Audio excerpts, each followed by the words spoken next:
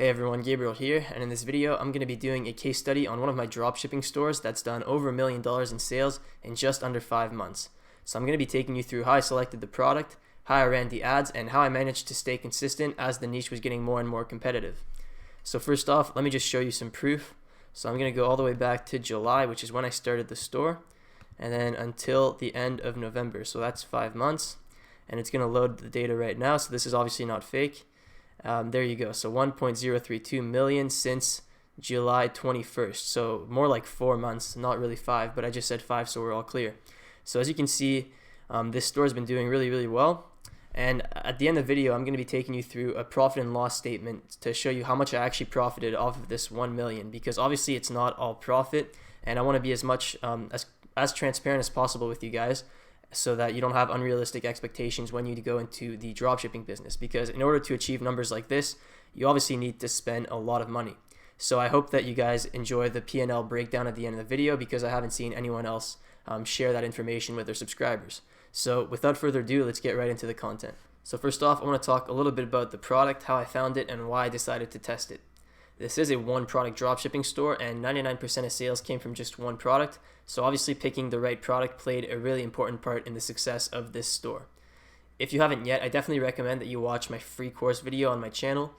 It's sort of a part 1 to this video, because I'm talking about the same store, just different topics. So in that video, I kind of cover the whole one product dropshipping store strategy that I use. And in this video, I'm going to be focusing more on what type of product works well, how I run my ads, and how I managed to stay consistent. And the special part about this video too is that I'm going to be showing you guys the profit and loss statement at the end of the video. So yeah, definitely watch that video first and come back to this one after. So the product itself solves a problem, and it has a very large target market. And that second part is really important. So solving a problem is really important, but if it solves a problem that only is very specific and only so many people are affected by that problem, it's going to be hard to scale it, right? Versus a product that solves a very broad problem that affects a lot of people. Like, for example, teeth whitening is a great example, right? A lot of people have yellow teeth, and the target market for that is massive. So you want a problem that has a very large target market, and those are the products that you can scale the most. Another thing is that this product was very competitive even when I started. It already had over 15,000 orders on AliExpress, which a lot of people would consider saturated, right? To me, that was more of a sign that there was a lot of demand for this product, and so that didn't scare me away. So when you see a lot of orders on a product, it doesn't necessarily mean that it's saturated and that you can't make money from it, right? It just means that there's a lot of demand, a lot of people want it. So it's honestly a good sign if you see that many orders on a product. How I found the product is actually through Ecom Hunt. Ecom Hunt is my favorite product research tool. I have a link in the description if you're interested. And I was going through the older pages, and I saw this product, and I saw that it solved a problem, and it had a very large target market, right? So instantly I was like, this product probably does really well. Then I went ahead and I went on Google Trends, and I saw the start of an uptrend. So it was a really good time to get in for this product, and so I decided to test it right away with Facebook ads. So once I found the product and I decided to test it, the next step was to find my competitors so that I could model what they were doing, except do it better. So what I did to do this is I searched for the product name on AdEspresso. If you don't know what AdEspresso is, it's a website about Facebook ads, and they have a tool that allows you to find competitor ads, and I'll put a link in the description.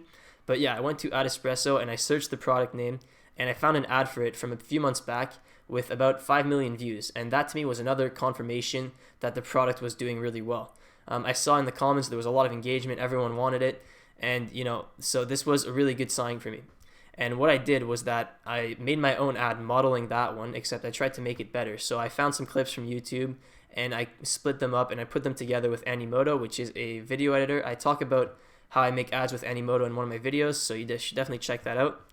And yeah, so I made my own ad modeling the one that I found, and right away I started testing it with what I call the quick testing strategy. So I talk about this strategy in a few of my other videos, but basically what this strategy entails is that you want to run a PPE campaign to a really broad audience.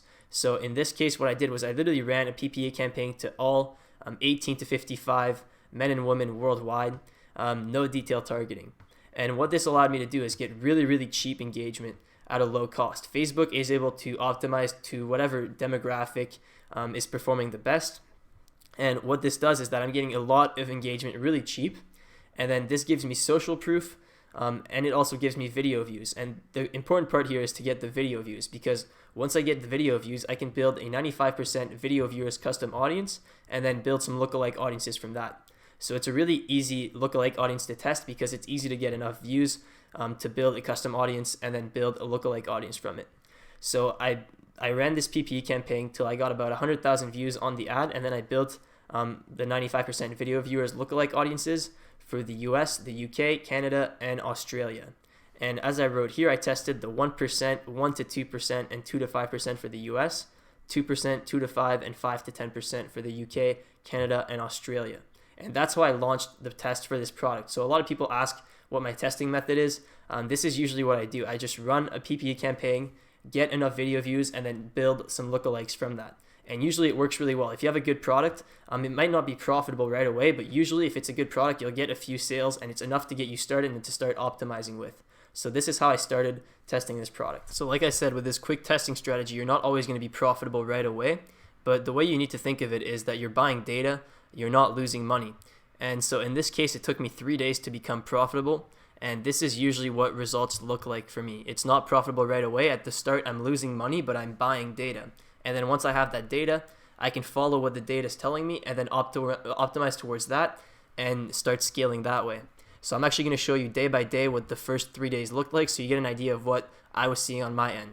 So this was July 20th before I started running ads, and then July 21st was the first day.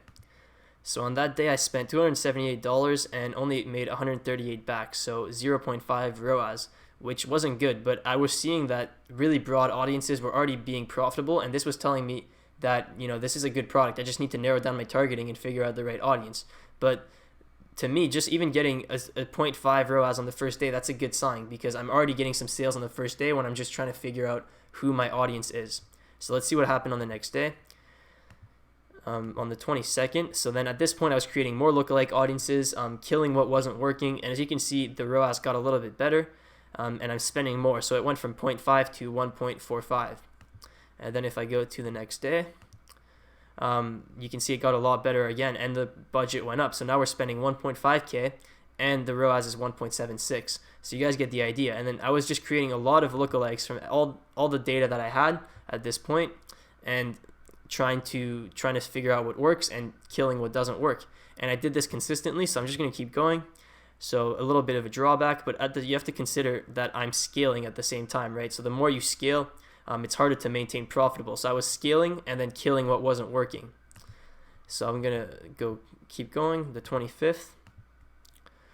So again, 3.4K spent, 1.74. So it's getting a little bit better, and I'm starting to figure out what's working at the same time I'm scaling my ad spend. So now July 26th, I really scaled my ad spend to 5.4K, and now the ROAS is 1.96. And this was really profitable for this store. The break-even ROAS was 1.5, 1.6-ish. So with this ROAS, I was making about 20-25% profit on the 10K. So that's about $2,000 a day, which really isn't bad. So this is why I recommend beginners to stay away from Facebook ads, because in my experience, you need to spend a lot of money to get started. So if you only have like $200 to get started, in my opinion, it's not enough to start running Facebook ads, because it's not enough to properly test your audiences. Some people make it work with like $5 ad sets and that type of thing. It's personally just not the strategy that I use, and I haven't had experience with that. So yeah, that's why I recommend having some budget to start out with Facebook ads, because when you're starting out, you're losing money, and then you start figuring out what works and doubling down on that, and that's when you can really become profitable and scale. Now I want to talk a little bit about consistency and how I managed to stay consistent over the 5 months. And this is really important. A lot of people will find a winning product and they'll make it work for about a month, and then it'll die out, and then they'll try to find the next thing. But it's possible to stay consistent with just one product if you follow these tips. So number one is that you want to be consistently introducing new creatives. And by creatives, I mean new ads. And this is really important.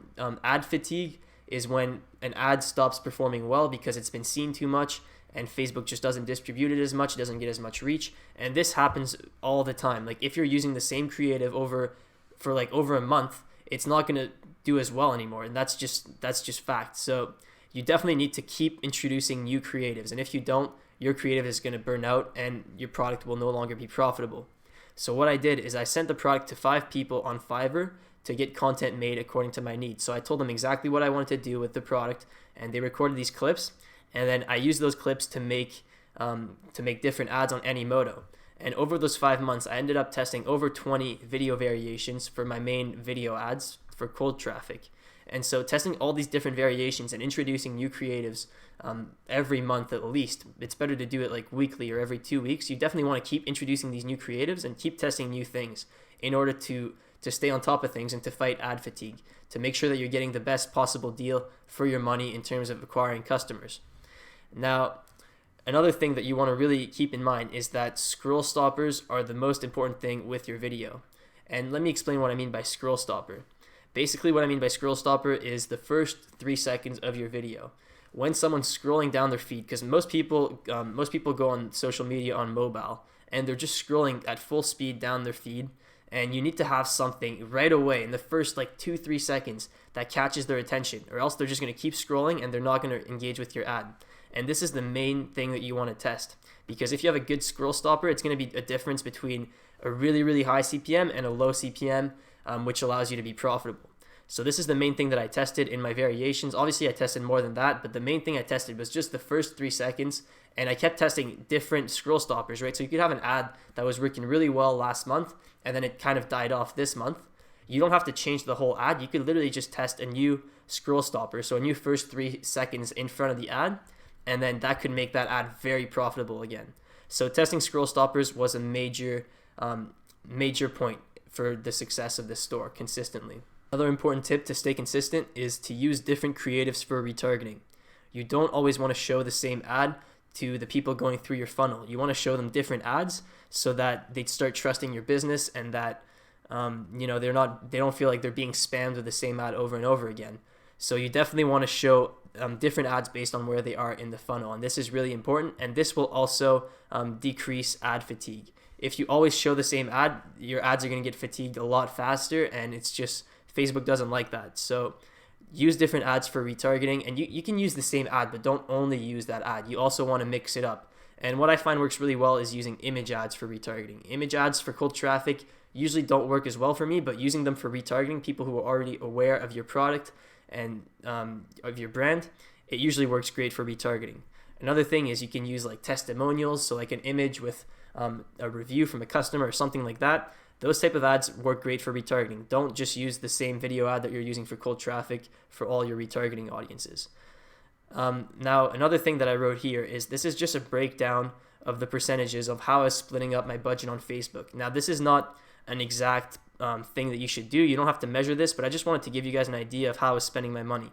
So 45% of my ad spend went into lookalike audiences. So the main thing that I was spending on was lookalike audiences. 23% was broad interests, and 32% was retargeting. So about a third of my ad spend went into retargeting. So that gives you an idea of how much you should be retargeting, because those will give you the easiest profits. So over time, this product was getting more and more competitive. A lot of people were even copying my stores, things like that. But the reason that I was able to keep dominating was that I continuously made new ads. And this is really what sets you apart from the rest of dropshippers. Most dropshippers will not make their own content. They will literally just copy people's ads and run that until it stops working, and then they're like, oh, this product is dead. And that's not how it works. You have to keep making new ads, and this will allow you to get an edge on your competitors and to keep doing well with the product over a long period of time. So for this product, I'm still selling it, and I'm still making new ads for it, and this will allow me to keep selling it for a long time. Now, another thing is that you want to kill poor performing ad sets every day and create new ones similar to the top performing ones. And this is really important. You don't want to just let your ad sets be run by themselves until they die, then just kill them, because you're not going to be able to maintain a high ad spend. You need to continuously check on your ad sets, kill the ones that aren't performing, and create new ones.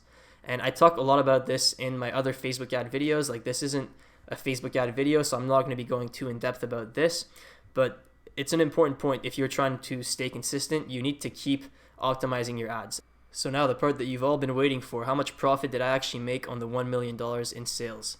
Well, the answer is that net profit was around 19.8%, including all fees and expenses. The biggest expense by far was advertising. Second was cost of goods sold. And I'm going to get into the detailed profit and loss statement in a few seconds. But I just want to say that this business isn't for people who are scared to spend money. And this is something that I see a lot, especially like in my comments. When I read the comments, I get a lot of comments saying like, only 20% profit, this type of thing. And it's, 20% is really not a bad profit margin at all, especially when you're scaling. You can't expect to just, spend like $10 and make back 1,000. That's not how it works. It's a really competitive business, and you need to spend money in order to make money. So that's just something that I wanted to put out there. If this is you, you need to get comfortable with spending money if you want to last long term with this business, because ad costs are only going to keep increasing and it's only going to keep getting harder. So here's the detailed profit and loss statement for the store. I'm just going to zoom in a bit, and you can see. So I filled in from July to November, which was the 1.03 million in sales, as you can see. And the cost of goods sold was about 30% here, so 316,000. And so the gross profit was 716,000 before ads. Now, the main expense here was Facebook ads, as you can see, 416,000. So, a lot was spent on Facebook ads. Now, I also spent on some Instagram influencer ads, so that's for about $38,600. Google ads, 11,600. These are payment processor fees, so 38,600. My apps on Shopify, so it actually adds up when you look at it. Like, it doesn't seem like it, but it does add up to a hefty amount. So 1.6K on apps. My Shopify plan added up to $345, and then my VAs 4.97 thousand. So my total expenses come to about 511,000, and the net profit comes to about 204,000, which is 19.8%. So there you have it. That's the detailed profit and loss statement. And as you can see, I'm spending a lot. I had to spend 511,000 in expenses plus 316,000 in cost of goods sold. So you have to spend a lot in order to make a lot. And to people who say only 20%, 20% of $1 million really isn't bad over 5 months. So I'm not complaining with 20% margins, and neither should you, because if you have 20% margins and you can scale, even if you have 10% margins and you can scale, you can still make a lot of money. So you shouldn't really care about low profit margins if it's profitable and you're able to stay consistent with it. All right, everyone, so that is pretty much it for this case study. I really hope you enjoyed it. I hope you liked seeing the profit and loss statement at the end of the video, because not a lot of people show that, and I'm sure that it's going to be really insightful for you guys to get an idea of what the expenses look like when you're scaling a dropshipping store. If you haven't yet, make sure to subscribe to the channel. I drop videos like this one all the time, and I would really appreciate it. And make sure to leave a like below. Lastly, if you haven't yet, make sure to join my mastermind group on Facebook. We're closing in on 4,000 members, and it's extremely valuable. If you have any question, you can ask it in there, and we have a lot of active people who will reply to you. So on that note, thanks for watching, and I'll see you next time.